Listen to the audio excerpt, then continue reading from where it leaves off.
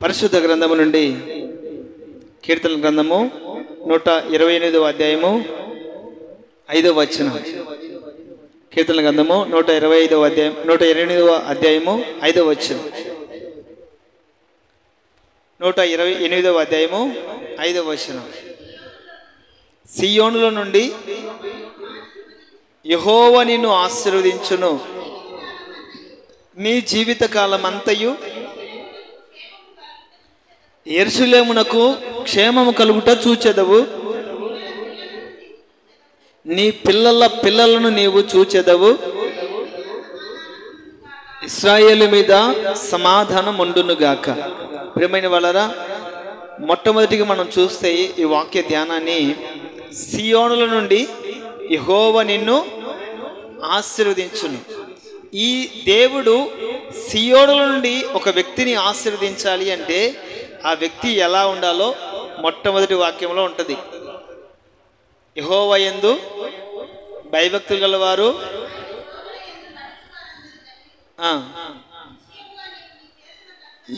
ఈ మాటలన్నీ అక్కడ రాయబడి ఉన్నాయి. ఈ మాటలన్నీ రాయబడి ఉన్నాయి. చివరికి వచ్చేసరికి 5వ వచనం వచ్చేసరికి దేవుడు అంటారు, సియోన్లో నుండి యెహోవా నిన్ను ఆశీర్వదించును, దేవునికి మహిమ కలుగునుగాక. సియోనులో నుండి యెహోవా నిన్ను ఆశీర్వదించును. దేవుడు ఆశీర్వదిస్తే అక్కడ నీ పిల్లలను చూస్తావు, ఇజ్రాయేలు మీద సమాధానం ఉండునుగాక అని మాట రాయబడి ఉంటుంది. దేవుడు ఒక వ్యక్తిని ఆశీర్వదిస్తాడు, దేవుడు ఒక వ్యక్తిని దీవిస్తాడు. ఎక్కడి నుండి దీవిస్తాడు, ఎలా దీవిస్తాడు అంటే సియోనుల నుండి యెహోవా నిన్ను ఆశీర్వదించును. ప్రియమైన వాళ్ళరా, ఇదిగో ఈ సంపూర్ణ రాత్రి ఉపవాస ప్రార్థన కూడికలో భారభరితముగా ఆశ కలిగిన ప్రాణంతో దేవుని మాటలు వినుటకై దేవుని సన్నిధిలో పాల్పొమ్ములు పొందిన మీ అందరినీ కూడా నేను ఆరాధిస్తున్న యేసుక్రీస్తు ప్రభుల వారు సియోనుల నుండి తన చేతులు చాపి మిమ్మల్ని ఆశీర్వదించునుగాక, మిమ్మల్ని ఆశీర్వదించునుగాక. ఆమేన్. లోకస్తులైతే లోకంలో జరుగుతున్న కార్యాలను బట్టి ఆనందిస్తారు, సంతోషిస్తారు. దేవుని ప్రజలైతే దేవుని సన్నిధిలో దేవుని సేవకుని ద్వారా మాట్లాడుతున్నటువంటి దేవుని మాటను బట్టి ఆనందిస్తారు, సంతోషిస్తారు. కనుకనే ఆశతో మీరు దేవుని సన్నిధికి వచ్చారు, ఆశతో దేవుని మాటలు వింటున్నారు. ఆశ కలిగిన మీ ప్రాణములను నా దేవుడు తృప్తిపరచునుగాక, ఆశీర్వదించునుగాక. ఆమేన్. ఈ లోకములో ప్రతి మనిషి కూడా ఆశీర్వదించబడాలని, దీవెనకరముగా మార్చబడాలని ప్రతి మనిషి కూడా ప్రయాసపడుతుంటాడు, కష్టపడుతుంటాడు. రేయి పగలు అతను కష్టపడి ప్రయాసపడి రెక్కలను ముక్కలుగా చేసుకొని రక్తాన్ని ఆవిరి చేసుకొని బ్రతుకుతూ ఉంటాడు. మనం వెళ్ళి, ఎందుకయ్యా మీరు ఇంతలా కష్టపడుతున్నారు, ఎందుకని ఇంతలా ప్రయాసపడుతున్నారు, రేయనక పగలనక మీరు ఇంతగా మీ శరీరాన్ని నల్లగొట్టుకుంటున్నారు, ఎందుకని మీరు ఇంతగా ప్రయాసపడుతున్నారని మనం అడిగితే అతను చెప్పే సమాధానం ఏంటంటే, అయ్యా మేము దీవించబడాలి, మేము ఎక్కువ డబ్బులు సంపాదించుకొని 10 మందిలో తల ఎత్తుకొని బ్రతకాలి, మా కుటుంబంలో ఏదైనా కొరతగా ఉండకుండా సమృద్ధిగా మేము దీవెనకరముగా ఉండాలని చెప్తూ ఉంటారు. ప్రియమైన వాళ్ళరా, మనిషి పడే ప్రయాస వల్ల ఆశీర్వాదం రాదు, మనిషి చేసే కష్టం వల్ల ఆశీర్వాదం రాదు. ఆశీర్వాదము అంటే యెహోవా మాత్రమే ఆశీర్వదించాలి. హల్లెలూయా. యెహోవా మాత్రమే దీవించాలి. హగ్గై గ్రంథములో ఇశ్రాయేలు ప్రజలు వాళ్ళు పడిన ప్రయాస, వాళ్ళు చేసిన కష్టం అంతా ఇంత కాదండి. ఎంతగానో కష్టపడుతున్నారు, ఎంతగానో ప్రయాసపడుతున్నారు. కానీ వారి కష్టము, వారి ప్రయాస ఎలా అయిపోతుందంటే చిల్లు పడిన చంచుల్లో వేసినట్లుగానే ఇలా వస్తూ ఉంది, ఇలా వెళ్ళిపోతా ఉంది. నింపుదల లేదు, నిలువు లేదు. కారణం ఏమైపోతుంది? వాళ్ళు కష్టపడకుండా ఉంటున్నారంటే కానీ కష్టపడుతున్నారు, వాళ్ళు ఏమైనా ప్రయాసపడకుండా ఉంటున్నారంటే ప్రయాసపడుతున్నారు. కానీ వాళ్ళు సంపాదించిన సంపాదన ఎక్కడికి వెళ్ళిపోతుందంటే చిల్లు పడినటువంటి సంచులు వేసినట్లుగానే వెళ్ళిపోతూ ఉంది. ఇందాక మనం చదువుకున్నటువంటి వాక్య ధ్యానంలో కూడా నీ చేతుల కష్టాయితని నీవు అనుభవిస్తావు. ఎప్పుడు అంటే యెహోవా దీవించిన తర్వాత. దేవుడు దీవిస్తే ఆ కష్టము నిలువుగా ఉంటుంది. దేవుడు దీవిస్తే మనకు చేసిన ఆ కష్టాజితాన్ని మనమే అనుభవిస్తాం. దాని ఆశీర్వాదము అంటారు. దేవుడు ఆశీర్వదిస్తే మనం చేసే కష్టము మనమే అనుభవిస్తాం. అదేంటండి మనం చేసిన కష్టం మనం అనుభవించకుండా వేరే వాళ్ళు ఎట్లా అనుభవిస్తారు అని అనుకోవచ్చు. కొంతమంది నేను నాకు తెలిసినటువంటి వాళ్ళని నేను గమనిస్తూ ఉంటానండి. రాత్రి పగళ్ళు కష్టపడతారు, ప్రయాసపడతారు. అతడు 1000 రూపాయలు సంపాదిస్తే ఇంటికి వచ్చేలోపు అయిపోతుంది.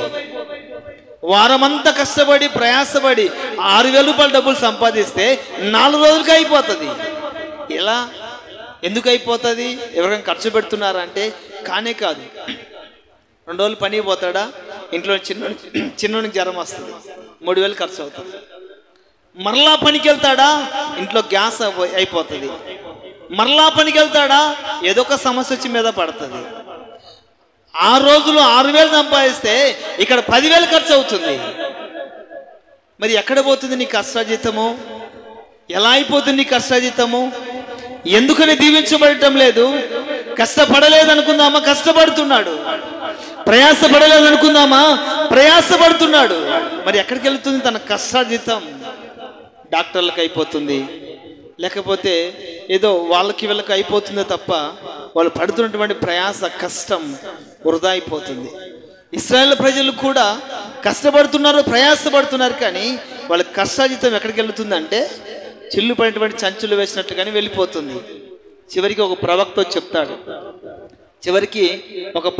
చెప్తాడు, ఇశ్రాయేల్ ప్రజలారా, మీరు ఎంత కష్టపడినా కూడా, ఎంత ప్రయాసపడినా కూడా మీ కష్టాజీతము వృధా అయిపోవడం గల కారణం ఏంటో తెలుసా? మీరు పొలాలలో పంటలు విత్తుతున్నారు, పొలాలు పండిస్తూ ఉన్నారు, ఆహారాన్ని సమృద్ధిగా పండిస్తున్నారు, కానీ మీ చేతికి వచ్చేసరికి ఆ ఆశీర్వాదం నిలువ లేకుండా వెళ్ళిపోతుంది. గల కారణం ఏంటో తెలుసా? చలి పెడుతుందని దుప్పట్లుగా పోతున్నారు, చలి ఆగటం లేదు. కారణం ఏంటో తెలుసా? దాహం అవుతుంది, నీళ్లు తాగుతున్నారు, దాహము తీరటం లేదు. కారణం ఏంటో తెలుసా? ఆకలి అవుతుందని అన్నం తింటున్నారు, ఆకలి తీరటం లేదు. కారణం ఏంటో తెలుసా? యెహోవా యందు మీరు భయభక్తులు లేకుండా జీవిస్తున్నారు కాబట్టి మీరు ఎంత కష్టపడినా, ఎంత ప్రయాసపడినా ఆశీర్వాదం మీ యొద్దకు నిలవటం లేదు అని చెప్పిన వెంటనే ఆ ప్రజలందరూ గమనించారండి. గమనించి మనం కష్టపడి ఆశీర్వాదకరంగా ఉండాలనుకుంటున్నాం, కానీ ఇది కాదు ఆశీర్వాదం. ప్రయాసపడి మన దీవెనకరంగా ఉండాలని అనుకుంటున్నాము, కానీ ఇది కాదు ఆశీర్వాదం. దేవుడు మనల్ని ఆశీర్వదిస్తే అది 10 రూపాయలైనా మనకు సమాధానాన్ని, నెమ్మదిని కలిగిస్తుంది. అది నిజమైన ఆశీర్వాదం. హల్లెలూయా, హల్లెలూయా.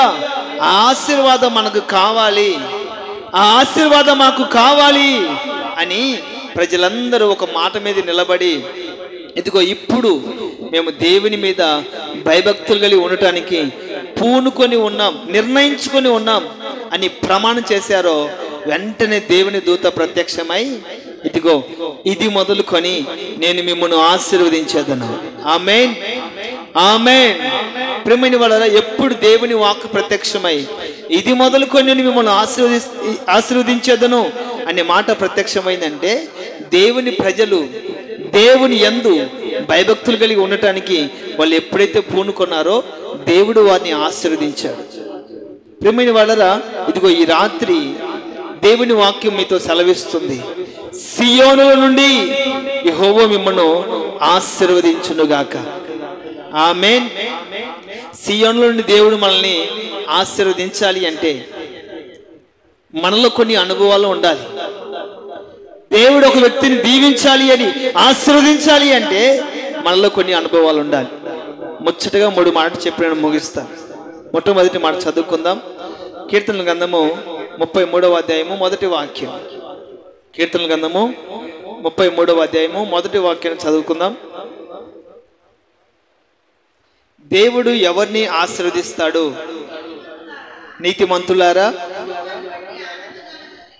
నీతిమంతులారా యెహోవాని బట్టి ఆనంద గానములు చేయుడి, స్తుతి చేయుట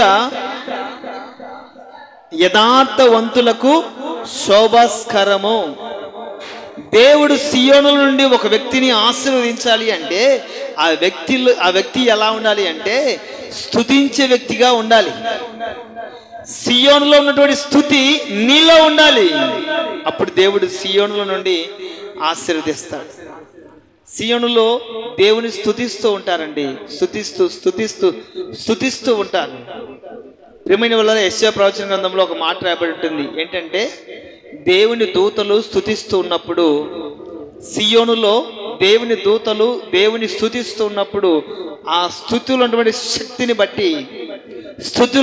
శక్తిని బట్టి ఆ గడప కమ్మలు, ఆ గడప గుమ్మాలు కూడా కదిలినట్లుగా వాక్యం సెలవిస్తుంది.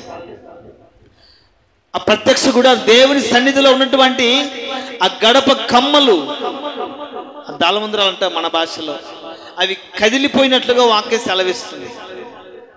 కారణం ఏంటంటే ఆ దేవదూతలు, సియోనులో దేవదూతలు ఏం కలిగి ఉన్నారంటే స్తుతి కలిగి ఉన్నారు. ఆ సియోనులో ఉన్నటువంటి స్తుతిని మనము కలిగి ఉంటే సియోనులో నుండి దేవుడు మనల్ని ఆశీర్వదిస్తాడు. హల్లెలూయా. స్తుతి చేయుట యథార్థవంతులకు శోభస్కరము. దేవుడు మనల్ని సియోనులో నుండి ఆశీర్వదించాలి అంటే మనలో స్తుతి ఉండాలి. మనలో ఏముండాలమ్మా? స్తుతి ఉండాలి. స్తుతి మన స్థితిని మారుస్తుంది. స్తుతి మన పరిస్థితుల్ని మారుస్తుంది. స్తుతి సియోనుల నుండి ఆశీర్వాదము దిగి వచ్చినట్లుగా చేస్తుంది దేవుని మనం స్తుతించడం ద్వారా. ప్రియమైన వాళ్ళారా, యథార్థవంతులకు శోభాస్కరము. దావీదు ఒక మాట అంటారు, కీర్తన గ్రంథము 75వ అధ్యాయము 9వ వాక్యములో ఒక మాట అంటారు, నేనైతే నిత్యము ఆయనను స్తుతించెదను. చదవండి ఒక్కసారి. 75వ అధ్యాయము 9వ వచనం. కీర్తన గ్రంథము 75వ అధ్యాయము నేనైతే నిత్యము ఆయన స్తుతిని ప్రచురము చేసేదను. దావీదు అంతగా హెచ్చించబడటానికి, దావీదు అంతగా ఆశీర్వదించబడటానికి, దావీదు అంతగా గణపరచబడటానికి, దావీదు దేవుని గుండెల్లో స్థానము సంపాదించుకోవడానికి, దావీదు దేవుడు నా హృదయానుసారుడు అని చెప్పడానికి గల కారణం ఏంటంటే దావీదు నిత్యము దేవుని స్తుతించేవాడండి. ఎప్పటి నుండి?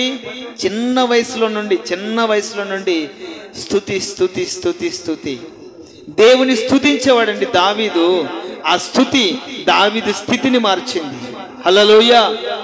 దావీదు చెల్లించే స్తుతి దావీదు స్థితిని మార్చిందండి. గొర్రెల కాపరుకున్నటువంటి దావీదు ప్రజలను పరిపాలించే రాజుగా మారడం గల కారణం ఏంటంటే తను చెల్లించే దేవుని స్తుతి. హల్లెలూయా. హల్లెలూయా. స్తుతి తన స్థితిని మార్చింది. కనుకనే దావీదు అంటారు, నేనైతే నిత్యము ఆయనను స్తుతిని ప్రచురించేదను, ఆయన స్తుతిని ప్రచురించేదను. సజీవులు దేవుని స్తుతిస్తారు. మనం అనుకుంటున్నాం చాలా వరకు చాలా మంది దేవుని స్తుతించడం అన్నది చాలా తక్కువ. నేను వెళుతున్నటువంటి సహవాసంలో హోసనా మినిస్ట్రీస్లో రేయి మొదటి జామున 4 గంటలకు స్తోత్ర ప్రార్థనని సేవకులు లేస్తారు. లేచిన తర్వాత వాళ్ళు దేవుని ఎలా స్తుతిస్తారు అంటే దేవుని మందిరంలోకి వచ్చి కొద్ది నిమిషాల పాటు, కొద్ది గంటల పాటు ప్రార్థన చేసుకొని వారి గదిలోకి వాళ్ళు వెళ్తారు. సిస్టర్లైనా సేవకులైనా వెళ్ళిన తర్వాత ఈ సిస్టర్స్ ఏం చేస్తారంటే ప్రతి వస్తువు మీద ప్రభువా కారం ఇచ్చినందులకై స్తోత్రాలు, ఉప్పు ఇచ్చినందులకై స్తోత్రాలు, నీళ్ళు ఇచ్చినందులకై స్తోత్రాలు, ఇంకా వంటగదులు ఏ వస్తువులు ఉంటాయో ప్రతి వస్తువును బట్టి దేవుని స్తుతిస్తారు. హల్లెలూయా. హల్లెలూయా. కారణం ఏంటంటే ఈ స్తుతిలో ఉన్న శక్తి మనల్ని అత్యధికంగా దీవిస్తుంది. నా ప్రియమైన వాళ్ళ దావీదు చెప్పినట్లుగా మనం కూడా చెప్పగలగాలి. ఎందుకంటే సజీవులు దేవుని స్తుతిస్తారు. మృతులు, చనిపోయిన వాళ్ళు పాతాళములో దేవునికి స్తుతి కలగదు. వాళ్ళు స్తుతి చెల్లించడం ద్వారా కూడా ప్రయోజనం కూడా లేదు. మనం స్తుతించడం ద్వారా మనకు ప్రయోజనం, మనం స్తుతించడం ద్వారా దేవునికి మహిమ, మనం స్తుతించడం ద్వారా మన స్థితిగతుల్ని మనము మార్చుకోగలుగుతాం. ప్రియమైన ఒక వ్యక్తి స్తుతించకుండా హృదయంలో గర్వించాడండి. దేవుని స్తుతించకుండా హృదయంలో గర్వించాడు. హృదయంలో స్తుతి లేకపోతే మనిషి పతనమైపోతాడు. స్తుతికి బదులుగా గర్వాన్ని సంపాదించుకున్నాడు. ఆ వ్యక్తి ఎవరు అంటే నెబుకద్నెజర్. ఈ నెబుకద్నెజరుని దేవుడు ఒక ఉన్నతమైన స్థితిలో నిలబెట్టాడండి. చివరికి బబులోను పట్టణాన్ని నేనే కట్టాను, నేనే నిర్మించాను, బబులోను పట్టణం ఈరోజు నిలిచి ఉందంటే నేనే కారణమని హృదయంలో గర్వించాడు. ఈ గర్వాన్ని చూసినప్పుడు దేవుడు ఏం చేశాడంటే అతన్ని పశువులాగా మార్చి గడ్డి తినేటట్లుగా చేశాడు. పశువులాగా మార్చి గడ్డి తినేటట్లుగా చేశాడు. చివరికి అతడు తెలుసుకొని పశ్చాత్తాపడిన తర్వాత అతడు ఒక మాట అంటాడు. చదువుదాం ఒకసారి ఆ మాట. దానియేలు గ్రంథము 4వ అధ్యాయము 34వ వచనం. దానియేలు గ్రంథము 4వ అధ్యాయము 34వ వచనం.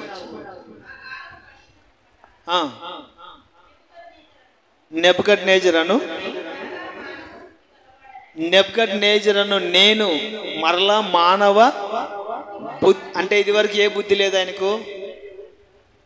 మనిషి కాదు, మృగం, ఒక జంతువులాగా ప్రవర్తించాడు.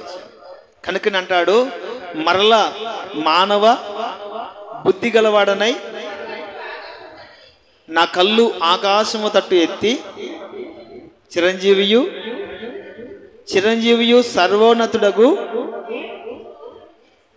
దేవునికి స్తోత్రము చేసి గణపరచి స్తుతించి తిని. ఎప్పుడు? మరలా మనిషిలాగా మారినప్పుడు. ప్రియమైన వాళ్ళ చాలా మంది హృదయాలలో స్తుతి స్తోత్రం అనే మాట పొర్రపాట అనరు. ఆ అనని వారిని ఏమిటితో పోల్చాడు ఈ నెబుకద్నెజరు అంటే? ఒక మృగాల్లాగా, ఒక పశువులాగా, ఒక జంతువులాగా పోల్చాడు. ఎందుకు ఆ మాట అంటే, నేను మరలా మానవ బుద్ధి కలిగిన వాడనై, మనిషి అనేవాడు దేవుని స్తుతించాలండి. ఇక్కడ నెబుకద్నెజరు అంటారు, నేను మరలా మానవ బుద్ధి కలిగిన వాడనై చిరంజీవియు సర్వోన్నతుడైన దేవుని స్తుతించి గణపరుస్తున్నాను. అంటే మానవ బుద్ధి కలిగిన వారు ఏం చేస్తారంటే దేవుని స్తుతిస్తారు, గణపరుస్తారు, స్తోత్రాలు చెల్లిస్తారు. మరి మానవ బుద్ధి లేని వారు ఏం చేస్తారంటే మృగాల్లాగా, పక్షుల్లాగా, జంతువులాగా, పక్షులు అనకూడదు, పక్షులు ప్రతి ఉదయాన్న దేవుని స్తుతిస్తాయి. హల్లెలూయా చెప్దాం సంతోషంగా, హల్లెలూయా. ఒక మనిషి మాత్రమే దేవుని స్తుతించడానికి ఇష్టపడడండి. ఇష్టపడకపోతే మనిషిని మృగాలుగా దేవుడు మారుస్తాడు, మనిషిని జంతువులాగా దేవుడు మారుస్తాడు. దానికి నిలువెత్తు నిదర్శనం ఎవరు అంటే నెబుకద్నెజరు. నా ప్రియమైన వాళ్ళారా, ఇదిగో సియోనుల నుండి దేవుడు మనల్ని ఆశీర్వదించాలి అంటే మనం ఏం చేయాలి? స్తుతించే వారిగా ఉండాలి. ఇదిగో ఈరోజు కాదండి, కొద్ది రోజుల నుండి ఒక వ్యక్తిని గమనిస్తున్నాను. వయసు గతించిపోయింది. ఆ వ్యక్తి మంచంలో పడుకొని ఉన్నాడు. భయంకరంగా తిడుతూ ఉంటాడు, భయంకరంగా అరుస్తూ ఉంటాడు. ఎందుకంటే తనకు కలిగినటువంటి ఆ మరణ వేదన తట్టుకోలేక అల్లాడిపోతూ అరుస్తూ ఉంటాడు. అతడు అరుస్తూ ఉంటే నేను గమనించేవాడిని. ఏమని అరుస్తున్నాడంటే, హల్లెలూయా, స్తోత్రం స్తోత్రం స్తోత్రం, ప్రభువా స్తోత్రం స్తోత్రం, ప్రభువా నన్ను తీసుకెళ్ళు నాయనా, నేను బ్రతకలేనయ్యా, ప్రభువా నన్ను తీసుకెళ్ళయ్యా, యేసయ్యా నేను నీతో వస్తాను, నన్ను తీసుకెళ్ళయ్యా అంటే నేను అనుకున్నాను, చివరి గడియలలో కూడా దేవుని ఎంత చక్కగా స్తుతిస్తున్నాడు. ఈ చివరి దశలో కూడా దేవుని ఎంతగా మహిమపరుస్తున్నాడు అని నేను అనుకున్నా. అతని దగ్గరికి వెళితే అన్ని మందు బాటలే ఉన్నాయి. అతను మాట్లాడితే పచ్చి బూతులు మాట్లాడుతున్నాడు. నేను ఎక్కడో దూరంగా ఉండి విన్నాను. దగ్గరికి వెళ్ళి చూస్తే అంటే స్తుతి స్తోత్రం స్తోత్రం అంటుంటే బహుశా భక్తిపరుడై ఉన్నాడు. ఈ చివరి దశలో కూడా దేవుని స్తుతిస్తున్నాడు అంటే అది ఎంతో భక్తిపరుడై ఉన్నట్టున్నాడని అతని దగ్గరికి వెళ్ళి కాస్త మాట్లాడి ఏమైనా తెలుసుకొని నేర్చుకుందామని వెళ్ళాను. అక్కడికి వెళితే మంచంలో మందు బాటలు ఉన్నాయి. ఎందుకని ఇన్ని మందు బాటలు ఉన్నాయంటే అతడు తాగితేగా నిద్రపోడంట. వాళ్ళ భార్య ఏం తిడతాడండి, బండ బూతులు పచ్చిగా మాట్లాడుతున్నాడు. నేను వెళ్ళింది అక్కడికి ఎందుకు వెళ్ళాను? పెద్దవాడు స్తుతిస్తున్నాడు, దేవుని మహిమపరుస్తున్నాడు. ఎంత భక్తిగా ఉంటే ఈ స్థితిలో కూడా దేవుని స్తుతిస్తాడు. ఇతని దగ్గర నేను ఏదో నేర్చుకోవాలని వెళ్ళాను. అక్కడికి వెళితే అవన్నీ ఉన్నాయి. ఎందుకని ఈ మాట చెప్తున్నానంటే అతనికి విశ్వాసం ఉంది, దేవుని స్తుతిస్తే నేను పరలోకానికి వెళ్తానేమోనని. కానీ చివరి దశలోనా స్తుతించేది? బ్రతికున్నప్పుడు వదిలేసి ప్రాణం మీదకి వచ్చిన తర్వాత ఆ ఇప్పుడే నువ్వు దేవా స్తోత్రం స్తుతి అంటే నరకంలోకి వెళ్ళిన తర్వాత ఇంకా ధనవంతుల్లాగా తండ్రివైన అబ్రహామా అని కేకలేయాలి వస్తుందేమో. సరే, స్తుతించడం మంచిది. భక్తుడు దావీదు అంటాడు, యెహోవాను స్తుతించుట మంచిది, చెడ్డది కానే కాదు. యెహోవాను స్తుతించుట మంచిది. మరి మిగతా కార్యక్రమాలన్నీ నువ్వు మిగతాటన్ని పక్కన పెట్టి నువ్వు స్తుతి అంటే బహుశా స్తుతి నీ స్థితిని మార్చేదేమో కదా. స్తుతిస్తున్నావు మంచిదే, ఘనపరుస్తున్నావు మంచిదే, ఆరాధిస్తున్నావు మంచిదే. మరలా ఈ కార్యక్రమాలు ఏంటి?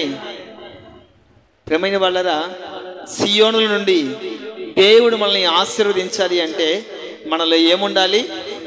స్తుతి ఉండాలి. స్తుతించే మనస్సు దేవుడు మీకు కలుగు చేయునుగాక. మీరు స్తుతించే ఆ స్థుతిలో నుండి శక్తి మీ స్థితిగతులను మార్చునుగాక. సియోనుల నుండి నా దేవుడు మిమ్మల్ని ఆశీర్వదించునుగాక. ఆమేన్. రెండవ మాట చదువుకుందాం. కీర్తన గ్రంథము 125వ అధ్యాయము మొదటి వాక్యం.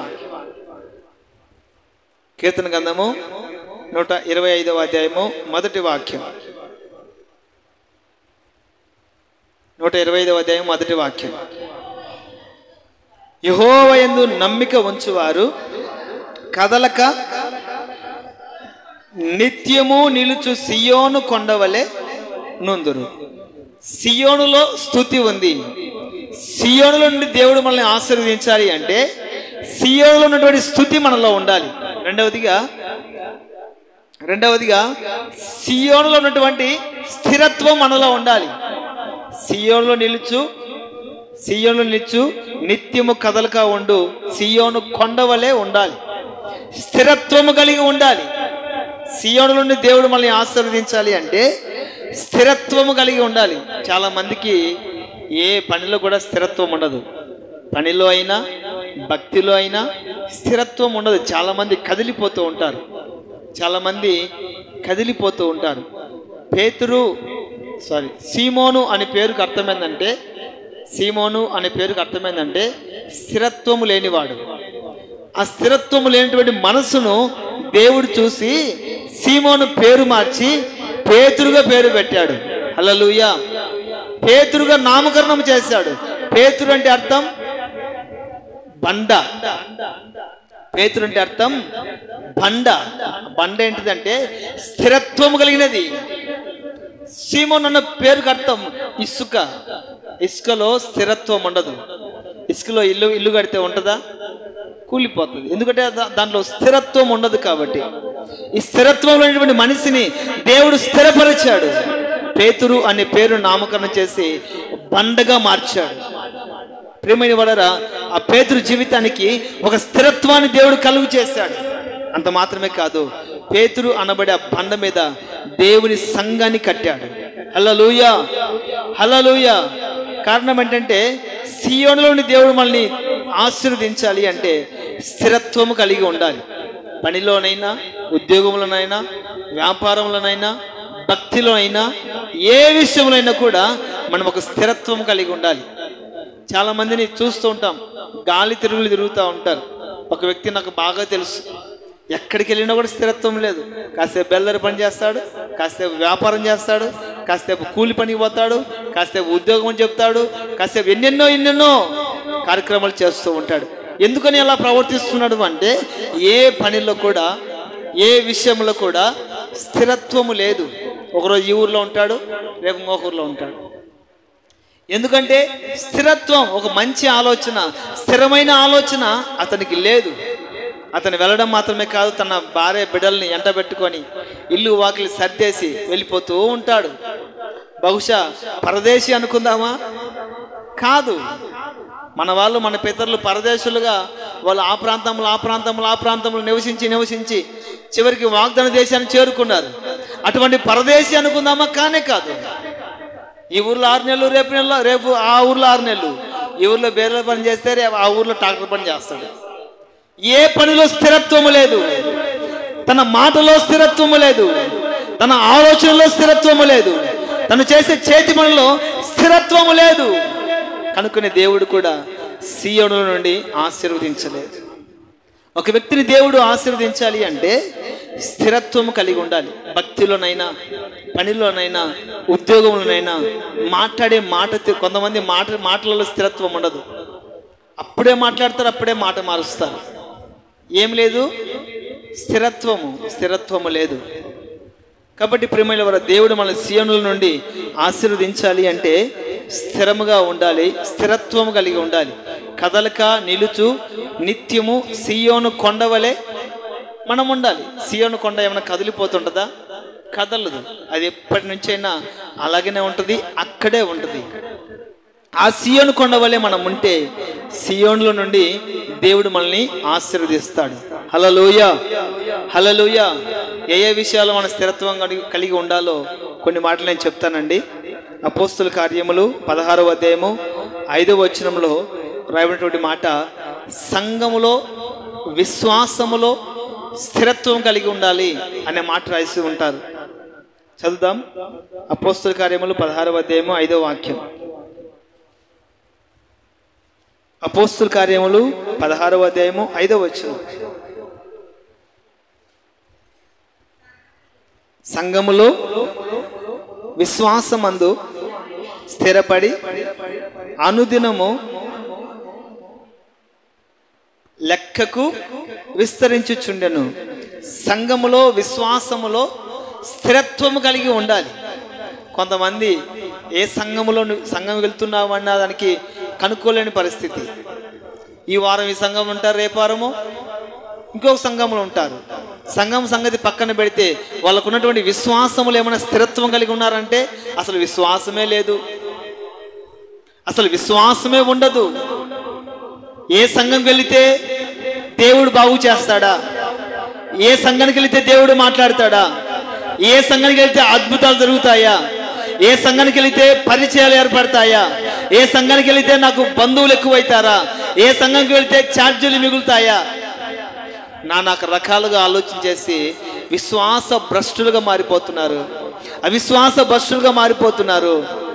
సంఘములో స్థిరత్వము లేకుండా తిరుగుతూ ఉన్నారు. దేవుని వాక్యం అంటుంది, సంఘములో విశ్వాసములో స్థిరత్వము కలిగి ఉండాలి, స్థిరత్వం కలిగి ఉండాలి. కొంతమందిని గమనిస్తూ ఉంటే సంతోషం అనిపిస్తూ ఉంటుంది. చిన్న వయసులో రక్షించబడి వాళ్ళు చనిపోయేంత వరకు, వృద్ధాప్యం వచ్చి ఎంటుకలు నడిచి చనిపోయేంత వరకు కూడా ఆ సంఘములోనే స్థిరత్వం కలిగి ఉంటారు.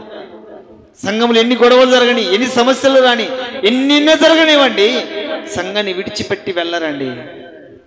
అది తెలిసినటువంటి ఒక తల్లి గారు ఒక సంఘంలో వంట వండుతూ ఉంటారు. ఆమెకు వచ్చిన కాడికి కష్టపడి వాళ్ళ ఊరు నుండి ఆటో కట్టుకొని చీకట్లో వచ్చి కట్టెలు చేసుకొని పొయ్యి పట్టుకొని పొయ్యి మంటేసి ఆమెకు శక్తి కొలది కష్టపడి అన్నం వండితే అది తినేవాళ్ళు అట్లా చేసేవే ఇట్లా చేసేవన్నీ తిడుతూ ఉంటారు. ఆమె చేసినటువంటి ఆ కష్టాన్ని చూసి సేవకులైనా ఆమెను అభినందించాలి, గౌరవించాలి, ప్రేమగా మాట్లాడతారంటే సేవకులు కూడా తిట్టినటువంటి సందర్భాలు ఉన్నాయి. ఆమె ఇంక అందరికి అన్నం వండి ఒక గదిలోకి వెళ్ళి భయంకరంగా ఏడ్చుకొని మళ్ళీ ఇంటికి వెళ్ళేది. మేము అప్పుడప్పుడు అడిగేవాళ్ళం, ఏమ్మా ఇంత అవసరమా నీకు? ఇంకా చర్చిలు లేవా? సేవకులు లేరా? నువ్వు ఇంత కష్టపడుతున్నా, ఇంత ప్రయాసపడుతున్నా, దేవుని కొరకు ఇంతగా నువ్వు శ్రమ పడుతున్నా, నిన్ను ఎవరు గౌరవించట్లేదు, కనీసం మర్యాదకు కూడా నీ పలకరించట్లేదు. నువ్వు ఎన్నో సంవత్సరాలకు ఇక్కడికి వస్తూనే ఉన్నావు, తిడుతున్నా, అవమానకరంగా మాట్లాడుతున్నా, నువ్వు దేవుడి సన్నిధికి విడిచిపెట్టకుండా వస్తూనే ఉన్నావు. ఎలా సాధ్యం అంటే ప్రభు నన్ను ఈ సంఘంలో రక్షించాడు, ప్రభు నన్ను ఈ సంఘంలో ఈ పని చేయమని చెప్పాడు. వాళ్ళెవరో చూసినని పని చేయలేదు, వాళ్ళేదో అంటున్నారని అవమానకరంగా నేను ఫీల్ కాలేదు. నేను ఉన్నంత వరకు ఈ పని చేస్తూనే ఉంటాను. నేనున్నంత వరకు ఈ సంఘములో స్థిరపరచబడుతూనే ఉంటాను అని ఆమె చెప్పినటువంటి మాటను బట్టి నాకు చాలా సంతోషం అనిపించింది. ప్రియమైన వాళ్ళు, ఎందుకు ఆ మాట చెప్తున్నానంటే, ఒక వ్యక్తి ఒక సంఘములోకి అడుగు పెట్టిన తర్వాత, ఒక వ్యక్తి ఒక సంఘ సహవాసం చేత నడిపించబడుతున్న తర్వాత, ఒక వ్యక్తి ఆ సంఘములో ఉపదేశించినటువంటి ఉపదేశం ద్వారా బలపరచబడుతున్న తర్వాత ఆ సంఘములు ఏమైపోవాలంటే స్థిరపరచబడాలి. హల్లెలూయా, హల్లెలూయా. స్థిరపరచబడాలి. ఎందుకు సంఘానికి వెళుతున్నారో కొంతమందికి తెలియదండి. ఎన్ని సంవత్సరాలుగా వెళ్ళినా కూడా ఏమి నేర్చుకుంటున్నామో కూడా తెలియదు. ఎందుకంటే స్థిరత్వము లేదు. ఒక వాక్యము వినే విషయంలో స్థిరత్వము లేదు. ఈ వారం వాక్యం వింటే మరలా వచ్చే వారానికి మర్చిపోయే పరిస్థితి. ఈ వారం ఈ పాట పాడితే మరలా పాట పాడాలని పరిస్థితి. ఈ వారం ఈ మందిరములో పలాని పరిచర్య చేసామంటే మరలా వచ్చే వారం ఏ పరిచర్య చేయలేనటువంటి పరిస్థితి. కారణం ఏంటంటే సంఘములో వారికి స్థిరత్వము లేదు. నా ప్రియమైన వాళ్ళరా, అక్కడక్కడ తిరుగుతూ ఉంటే మనకి ఏది కూడా అంతు చిక్కదు. ఈ హోటల్లో అన్నది ఇంకో హోటల్లో బిల్లు కడితే ప్రయోజనమా? చెప్పాలి, ప్రయోజనమా? ఒక సంఘములో ఒక స్థిరత్వం అనేది ఉంటే ఆ సంఘములో వచ్చినటువంటి విశ్వాసులకి ఒక కాపరి ఉంటాడు. ఆ కాపరికి వారి మీద ఒక బాధ్యత ఉంటుంది. వారి సమస్యల నిమిత్తమై ప్రార్థించే ఒక అవకాశం ఉంటుంది. స్థిరత్వము కలిగి ఉంటే ఈ వారం కనపడి రేపు వారం కనపడకపోతే ఆమె ఎవరు ఈయనకు తెలియదు, ఈయన ఎవరో ఆమెకు తెలియదు. ఆమె సమస్యలంటూ సేవకునికి తెలీదు, సేవకుని సమస్యలంటూ ఆమెకు తెలీదు. స్థిరత్వం కలిగి ఉంటే వారి మీద దేవుని కనిదృష్టి ఉంటుంది. స్థిరత్వం కలిగి ఉంటే వారి కొరకు సేవకుడు ప్రార్థన చేస్తాడు. సగర్వంగా నేను చెప్పగలిగే మాట ఏంటంటే, ప్రతిరోజు 4 గంటలకు నేను లేచి ఇదిగో మన సంఘానికి వస్తున్న ప్రతి బిడ్డ కొరకు దేవుని సన్నిధిలో నేను మంచి మనస్సాక్షి చెప్తున్నానండి. ప్రతి కుటుంబం కొరకు, మందిరంలోకి వస్తున్న ప్రతి వ్యక్తి కొరకు పేరెత్తి నేను స్తుతిస్తాను దేవుణ్ణి. పేరెత్తి ఎంతమంది వస్తున్నారో వారందరి పేరు ప్రస్తావించి నేను దేవునికి అప్పగించి స్తుతి చెల్లిస్తానండి. ఎవరైనా ప్రత్యేకంగా కొన్ని సమస్యలు చెప్పినప్పుడు ఆ సమస్యలను బట్టి కూడా నేను ప్రార్థన చేస్తూ ఉంటాను. ఎందుకంటే ఈ సంఘములో వచ్చిన వారు నా బిడ్డలు. ఆ సంఘములు ఏ సమస్యలతో వస్తున్నారో వాళ్ళ సమస్యలు నాకు తెలుసు. ఎందుకంటే వాళ్ళు సంఘములో స్థిరంగా వస్తున్నారు కాబట్టి. ఈ వారం వచ్చి మళ్ళీ వారం కనపడకపోతే వారి పేరు నాకు తెలుస్తుందా? నా పేరంటే వాళ్ళకి తెలుస్తుందా? తెలియదు. కనుకని దేవుడు అంటాడు, సియోనుల నుండి యెహోవా మనల్ని ఆశీర్వదించాలి అంటే సంఘములో స్థిరత్వం కలిగి ఉండాలి.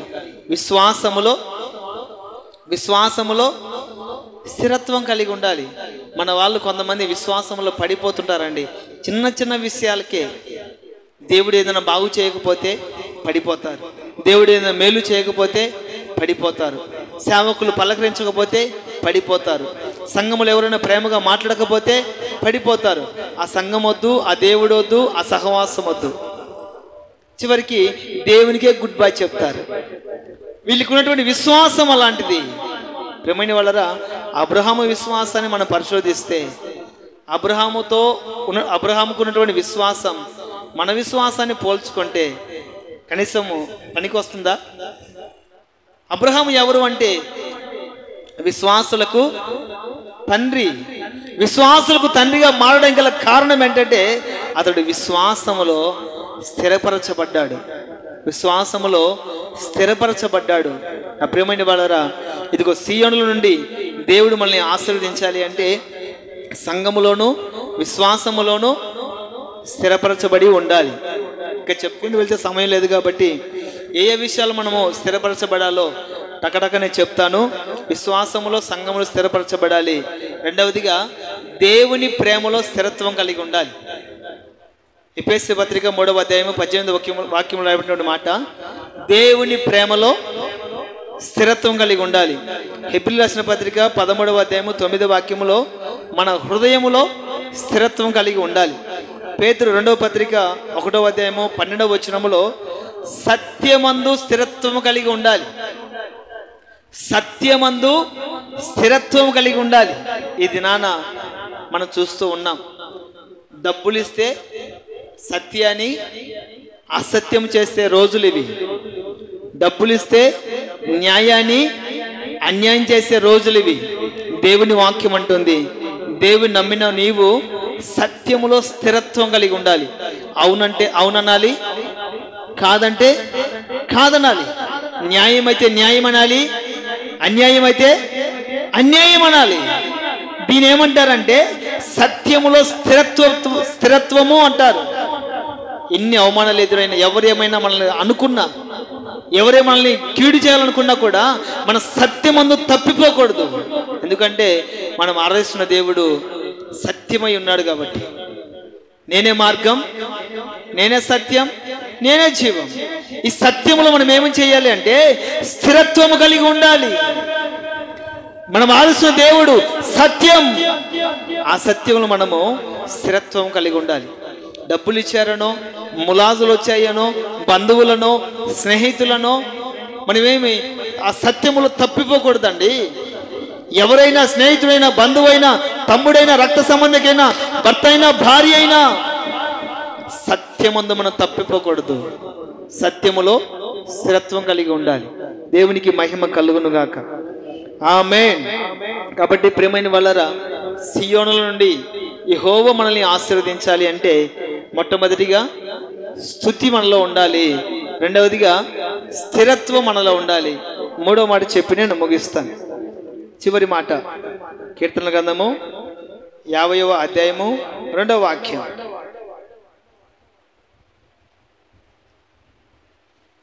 కీర్తనల గ్రంథము 50వ అధ్యాయము 2వ వాక్యం.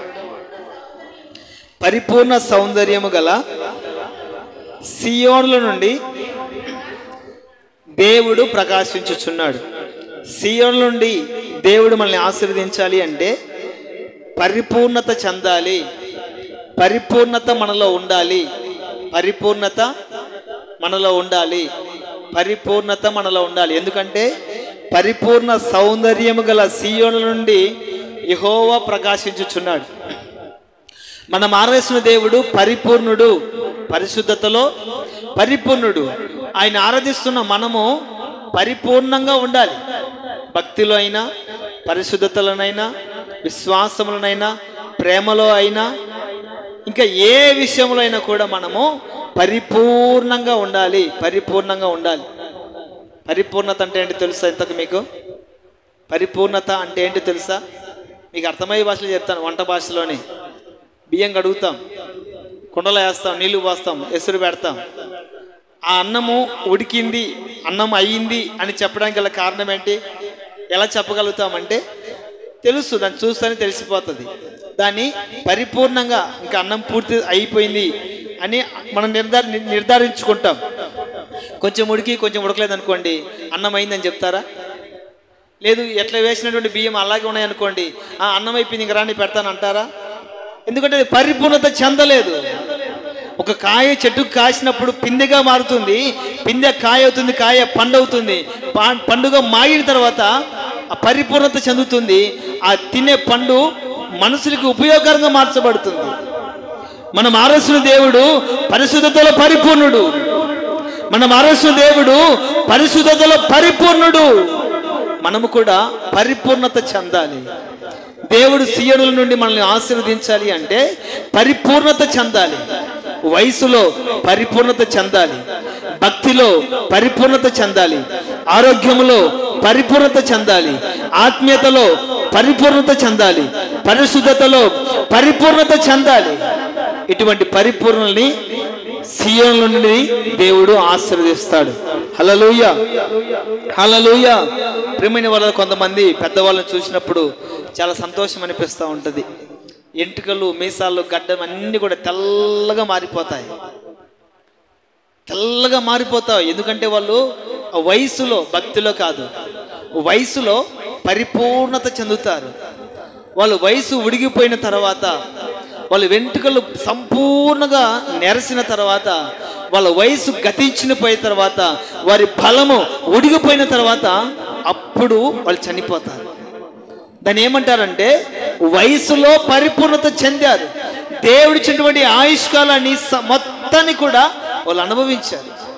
100 సంవత్సరాలు దేవుడు రాశాడు అనుకోండి, 100 సంవత్సరాలు దేవుడు వారికి నిర్ణయించాడు అనుకోండి, 100 సంవత్సరాలు సంపూర్ణముగా వాళ్ళు జీవిస్తే దాన్ని పరిపూర్ణత అంటారు. 100 సంవత్సరాలు బతకాల్సిన వాడు 10 సంవత్సరాలకే పోతే పరిపూర్ణత కాదు, పరిపూర్ణత కాదు. యేసుక్రీస్తు ప్రభుల వారు అంటారు, నీవు నాకు ఇచ్చినటువంటి పనిని సంపూర్తి చేసి భూమి మీద నేను నిన్ను మహిమపరిచితిని. దేవుడిచ్చినటువంటి ఆయుష్, దేవుడిచ్చినటువంటి ఆరోగ్యం, దేవుడిచ్చినటువంటి సంఘం, దేవుడిచ్చినటువంటి విశ్వాసం, పరిశుద్ధత, వీటన్నిటిలో మనము పరిపూర్ణత చెందాలి. పరిశుద్ధతలో పరిపూర్ణత చెందాలి, భక్తిలో పరిపూర్ణత చెందాలి. ఇక ఒక మాట నేను చెప్తాను, చివరి మాట ఒక మాట చెప్తాను. ఒక పాప అండి, ఒక పాప 11 సంవత్సరాల వయసులో, ఇంచుమించు 11 సంవత్సరాల వయసులో ఆమె పాడని పాట లేదు, చెప్పని వాక్యం లేదు, చదవని బైబిల్ లేదు. ఆమె భక్తిలో పరిపూర్ణత చెందింది. ఎంతకంటే 100 సంవత్సరాలకు చేయాల్సినటువంటి భక్తిని 11 సంవత్సరాలకి ఆమె పరిపూర్ణత చేసింది. 11 సంవత్సరాలకి ఆమె అంత భక్తిలో, అంత పరిశుద్ధతలో ఆమె పరిపూర్ణత చెందింది. చివరికి దేవుడు ఆమెను తీసుకున్నాడు. 100 సంవత్సరాలకు చేసినటువంటి పనిని కేవలం 11 సంవత్సరాలకే ఆమె సంపూర్తి చేసింది. ఆమెను భక్తిని పరిశోధిస్తే పరిపూర్ణత, ఆమె పరిశుద్ధతను పరిశోధిస్తే పరిపూర్ణత, ఆమె ప్రవర్తనను పరిశోధిస్తే పరిపూర్ణత. ఏ విషయాన్ని పరిశోధించినప్పటికీ కూడా ఆమె పరిపూర్ణత చెందింది. కనుకనే దేవుడు ఆమెను తీసుకున్నాడు. దేవుడు మనల్ని ఆశీర్వదించాలి అంటే పరిపూర్ణత చెందాలి. హల్లెలూయా చెప్తాను సంతోషంగా, హల్లెలూయా. పరిపూర్ణత చెందాలి. ఎందుకు ఈ మాట చెప్తున్నానంటే, వస్తానన్న దేవుడు రాకమన్నాడు. ఇదిగో నేను త్వరగా వస్తున్నాను. ఎవరు వచ్చే దేవుడు అంటే పరిపూర్ణుడు. ఆ పరిపూర్ణుడితో మనము కూడా కొనిపోబడాలి అంటే మనము కూడా పరిపూర్ణంగా మారాలి. పెంతెకొస్తు సేవకుల్ని మీరు ఒకసారి చూస్తే వాళ్ళు పరిశుద్ధతలో ఎంత పరిపూర్ణంగా ఉంటారో, ఇప్పటికిప్పుడు ప్రభు వచ్చినా నేను నా ప్రభుతో కొనిపోబడతాను అటువంటి నిరీక్షణ కలిగి వాళ్ళు జీవిస్తారండి. పరిశుద్ధుల్ని మీరు గమనిస్తే చాలామంది పెంతెకొస్తు సేవకులైన చాలామంది పరిశుద్ధులు వాళ్ళు విశ్వాస జీవితాన్ని చేతపట్టుకొని పరిశుద్ధతలో పరిపూర్ణత చెంది ప్రభు కొరకు ఎదురు చూస్తూ ఉంటారు. ఎందుకంటే వాళ్ళు పరిపూర్ణులుగా మారారు. ప్రతి దినము పరిశోధించబడుతున్నారు, సరిచేయబడుతున్నారు. ప్రేమైన వాళ్ళ భక్తుల గురించి చెప్తేనే సమయం సరిపోదండి. ఒక సేవకుడు అంటాడు, నా ప్రభు ఇప్పుడు వచ్చినా నేను నా ప్రభుతో కొనిపోబడతాను. ఎందుకంటే నేను ప్రతి దినము నన్ను నేను సరి చేసుకుంటున్నాను. ప్రతి దినము నా లోపాలని ఏమన్నా ఉన్నాయేమో తెలుసుకొని వాటిని విడిచిపెట్టుకుంటున్నాను. ప్రతి దినము నేనేం చేస్తున్నానంటే నా ప్రభు వల్ల నేను మారేటట్లుగా, నా ప్రభు వల్ల నేను పరిపూర్ణుడిగా మారేంత వరకు నన్ను నేను సరి చేసుకుంటున్నానని ఒక సేవకుడు చెప్తాడు.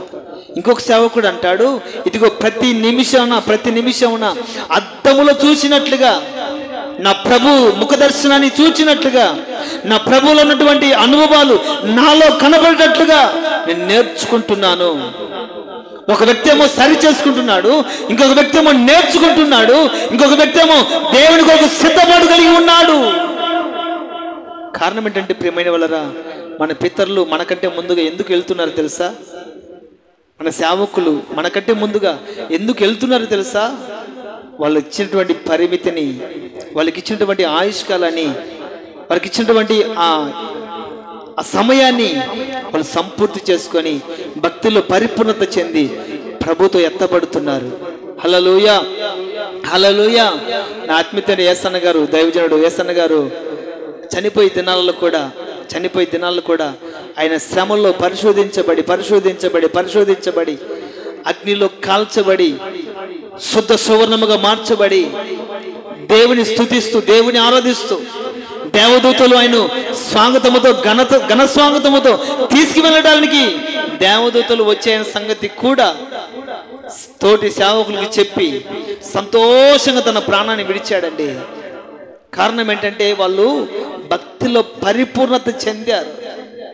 నా ప్రియమైన వారా, మన గుండె మీద చేసుకొని మనం చెప్పగలుగుతామా? ఇప్పుడు దేవుడు వస్తే నేను దేవునితో కూడా ఎత్తబడతాను, కొనిపోబడతాను చెప్పగలుగుతామా? కారణం ఏంటంటే మనం ఇంకా విశ్వాసములో పరిపూర్ణత లేదు, భక్తిలో పరిపూర్ణత లేదు. యథార్థతలో పరిపూర్ణత లేదు, నమ్మకములో పరిపూర్ణత లేదు, పరిశుద్ధతలో పరిపూర్ణత లేదు. ఎన్నో ఎన్నో ఎన్నో విషయాలలో మనము వెనకబడిపోతూనే ఉన్నాం. నేర్చుకోవడానికి, సిద్ధపడటానికి, సరిచేసుకోవడానికి మనం ఇష్టపడటం లేదు. కనుకనే ప్రియమైన వాళ్ళరా, సియోనుల నుండి యెహోవా మనల్ని ఆశీర్వదించాలి అంటే పరిపూర్ణులుగా మారాలి. హల్లెలూయా, హల్లెలూయా. పరిపూర్ణులుగా మనం మారాలి. అప్పుడు సియోనుల నుండి దేవుడు మనల్ని ఆశీర్వదిస్తాడు. సియోనుల నుండి దేవుడు మిమ్మల్ని ఆశీర్వదించునుగాక, స్థిరపరచునుగాక, పరిపూర్ణులుగా మార్చునుగాక. హల్లెలూయా.